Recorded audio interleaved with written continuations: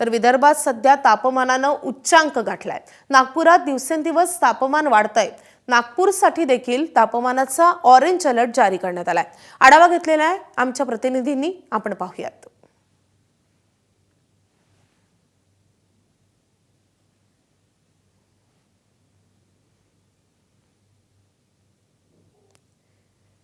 तर नागपुरातही 45°C टप्पा ओलांडलेला आहे तापमानानं आणि आज नागपुरात तापमानाचा ऑरेंज अलर्ट वेधशाळेनं वर्तवलेला आहे। त्यामुळे नागपूरकरांना देखील या उन्हाच्या असह्य झळा सहन कराव्या लागतायत। संपूर्ण विदर्भवासीय सध्या हैराण झालेले आहेत, कारण दुपारच्या वेळेला घराबाहेर पडणं हे अशक्य झालेलं आहे।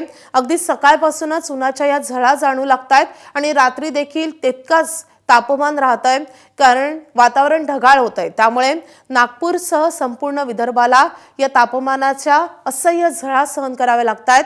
आता वर्धा, अकोला आणि अमरावतीला रेड अलर्ट आहे, तर नागपूर आणि त्यासोबतच यवतमाळ आणि चंद्रपूरला ऑरेंज अलर्ट जारी करण्यात आलाय। तर नागपूरमध्ये सध्या काय परिस्थिती आहे आपण पाहूयात।